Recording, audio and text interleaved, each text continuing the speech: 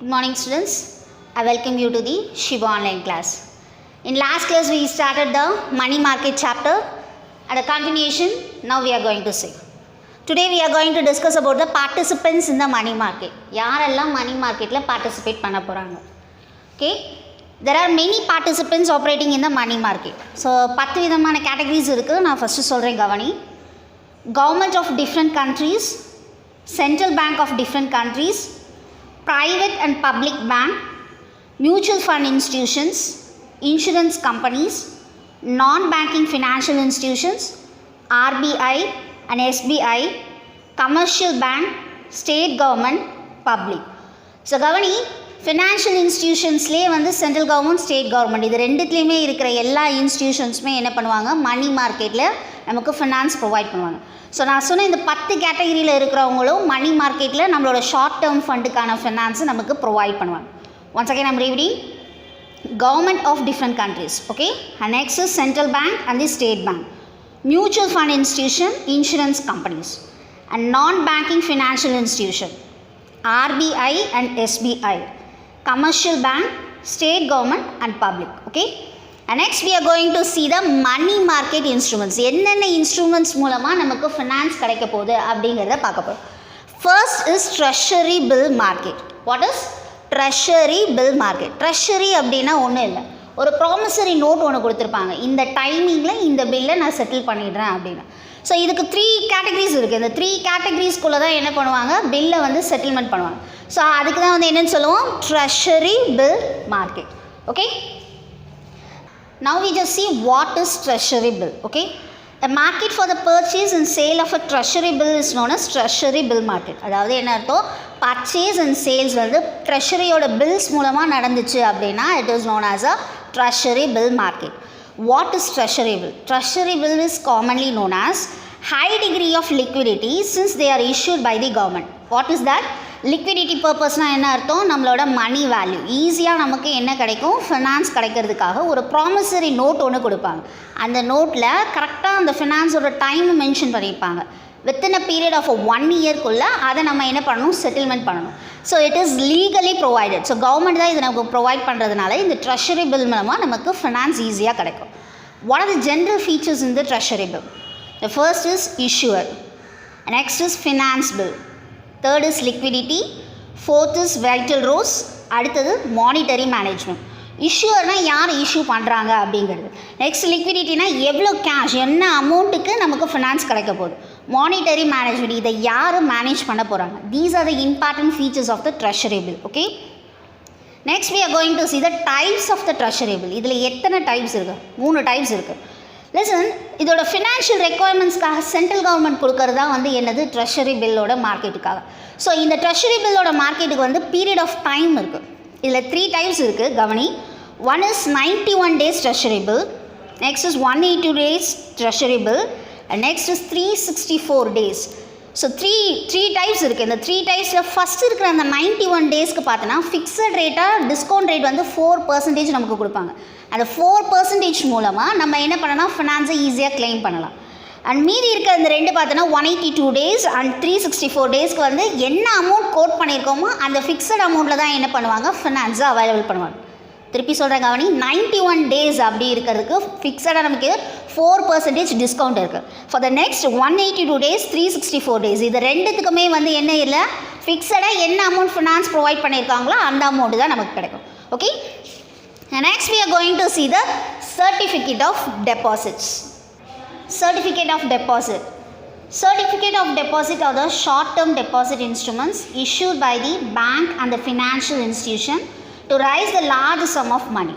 Certificate of deposit na enna artham, deposit பண்ணி ஒரு certain அமௌண்ட்டை நம்ம பேங்க்கில் வச்சுருப்போம். ஸோ அதுக்கான ஒரு சர்டிஃபிகேட் ப்ராமிசரி நோட் நம்மக்கிட்ட கொடுப்பாங்க. ஃபிக்ஸட் டெபாசிட்டா இல்லை ஃப்ளக்சுவேட்டிங் டெபாசிட்டா என்னன்றது, அதுக்கு என்ன டெபாசிட் பண்ண அமௌண்ட்டை அதில் கோட் பண்ணியிருக்கோம். Using that certificate we just provide the finance. அதாவது அந்த சர்டிஃபிகேட்டை வச்சு என்ன பண்ணுவாங்க, ஃபினான்ஸை ப்ரொவைட் பண்ணுவாங்க. அந்த ஃபினான்ஸ் எப்படி கொடுப்பாங்க அப்படின்னு பார்த்தோன்னா, ஃபர்ஸ்ட் அந்த சர்டிஃபிகேட் வந்து நெகோஷியபிள் இன்ஸ்ட்ருமெண்ட்டா அப்படிங்கிறது, அதாவது செக்யூர்டாகி இருக்கா அப்படிங்கிறத பார்ப்பாங்க. நெக்ஸ்ட்டு அதோட அமௌண்ட்டு, ஃபிக்ஸட் டெபாசிட்டோட அமௌண்ட் என்ன ரேட் அப்படிங்கிறத பார்த்துட்டு அதுக்கேற்ற மாதிரி ஃபினான்ஸாக ப்ரொவைட் பண்ணுவாங்க. யார் அதை இஷ்யூ பண்ணுவா, Who are the issuers? The issuers of the certificate of deposit are commercial bank, financial institution, etc. So யார் கொடுப்பாங்க? Financial institutionsம் commercial bankம் issue பண்ணுவாங்க.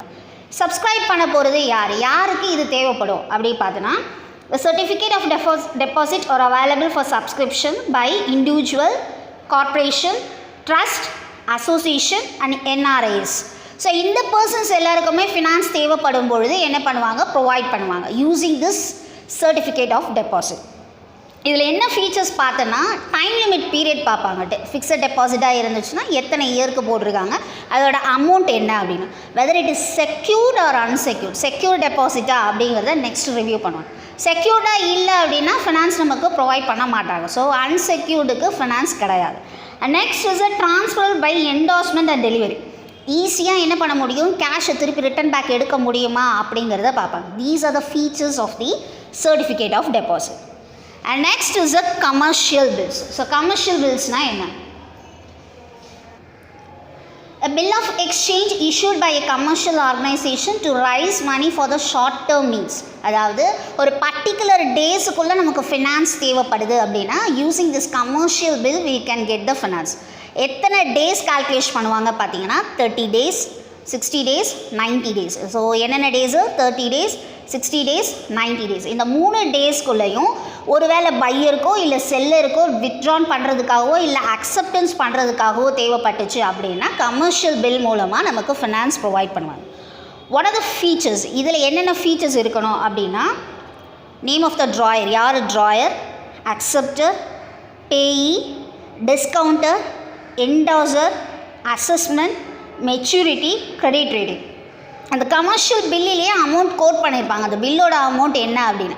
இதை யார் அக்செப்ட் பண்ண போகிறாங்க, யார் ட்ராயர், யார் பேயி அப்படிங்கிறத கரெக்டாக அதில் இருந்திருக்கணும். அப்படி இருந்தால் தான் என்ன அர்த்தம்? கமர்ஷியல் பில் மூலமாக நமக்கு ஃபினான்ஸ் ப்ரொவைட் பண்ண முடியும். There are many types in the commercial bill. The first type is demand bill. So demand bill அப்படின்னா என்ன அர்த்தம்னா, பீரியட், அதாவது நீ பில்லை ப்ரொடியூஸ் பண்ணும்பொழுதே என்ன பண்ணணும்? பேமெண்ட்டை பே பண்ணி முடிக்கணும். Listen, a demand bill is one where no specific time of payment is mentioned. எந்த வித டைமும் மென்ஷன் பண்ணியிருக்க மாட்டாங்க. நீ பில்லை ப்ரொடியூஸ் பண்ணும்பொழுதே என்ன பண்ணணும்? பேமெண்ட்டை டக்குன்னு பே பண்ணி முடிக்கணும். Next is clean bill and documentary bill.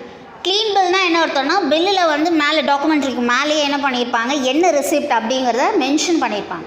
The name of the receipt. For example, ஒரு ரயில்வே டிக்கெட் எடுக்கிறீங்க அப்படின்னா மேலேயே எழுதியிருப்பாங்க ரயில்வே ரிசிப்ட். ஒரு லாரிக்கான இது அப்படின்னா லாரி ரிசிப்ட். அந்த மாதிரி ரிசிப்டோட நேம் என்ன பண்ணியிருப்பாங்க? அந்த டாக்குமெண்ட்டில் மென்ஷன் பண்ணி கிளியராக கொடுத்துருப்பாங்க. That is known as a clean bill. Next is a inland bill and foreign bill. Bills வந்து ட்ரான் பண்ணுறதோ அக்செப்ட் பண்ணுறதோ வித்தின் ஆர் கண்ட்ரி, நம்ம கண்ட்ரிக்குள்ளேயே பண்ணுறதா இருந்தால் it is known as a inland bill.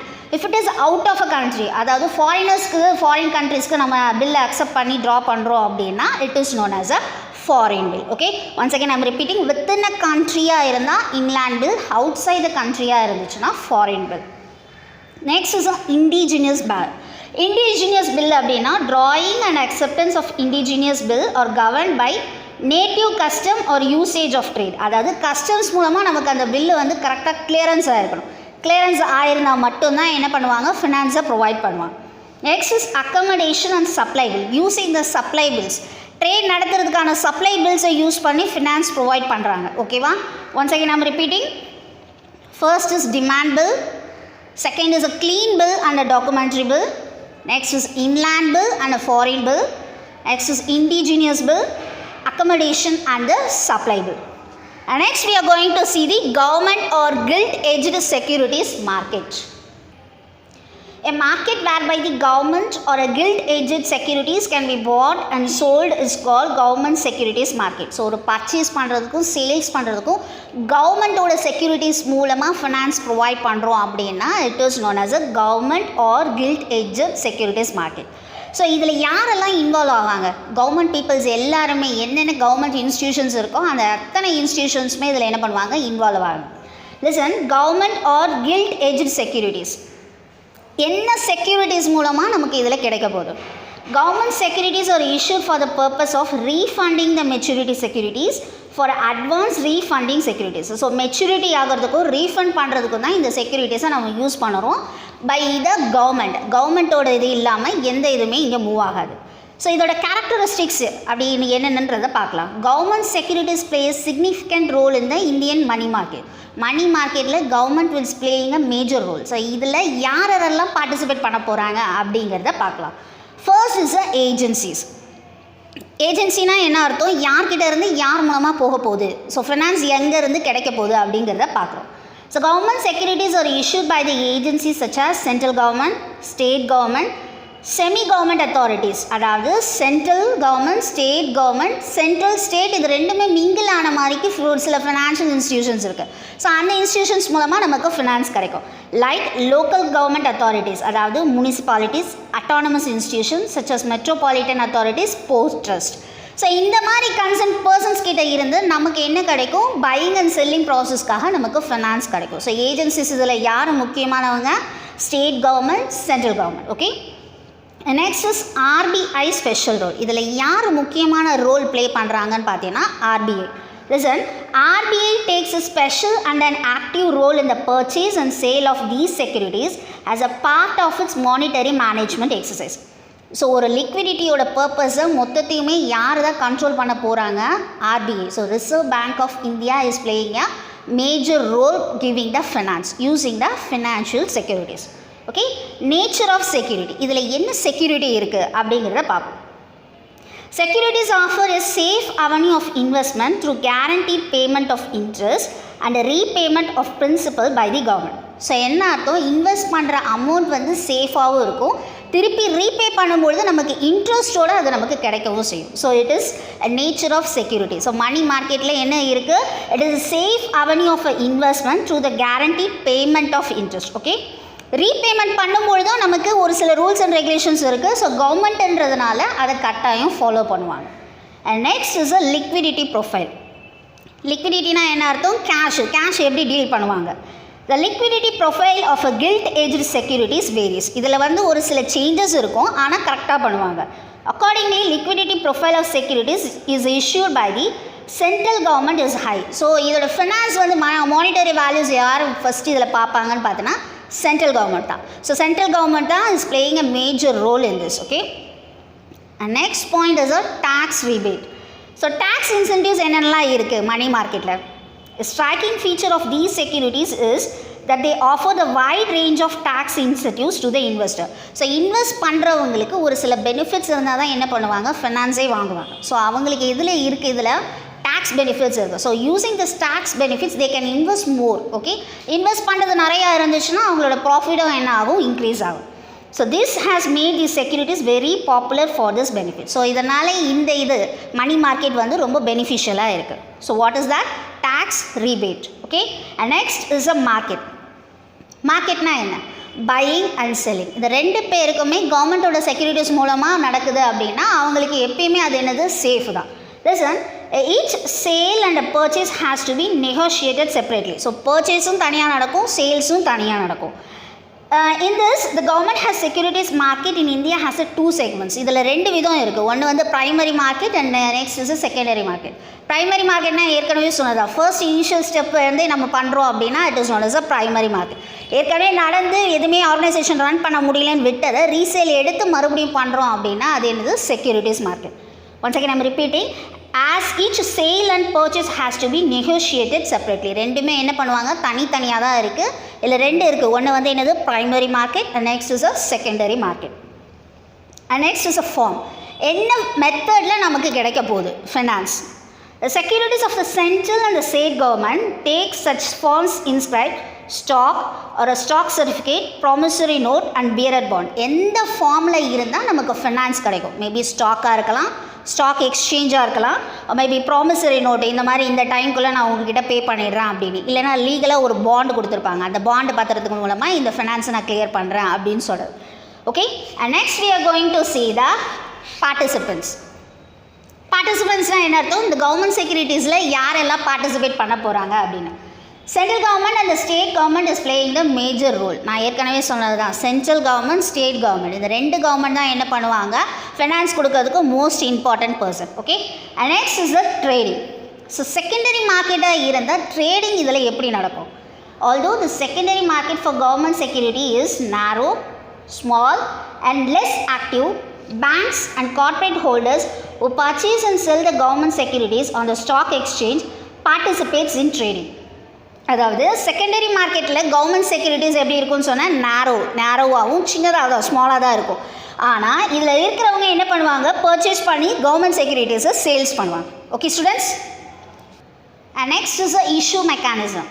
The public debt office of the RBI undertakes to issue the government securities. அப்படின்னா என்ன அர்த்தம், PDO வந்து என்ன பண்ணுவாங்க, பப்ளிக்கோட செக்யூரிட்டிஸ் எடுத்து அண்டர்டேக் பண்ணுவாங்க. It is known as a issue mechanism. Next is the issue opening.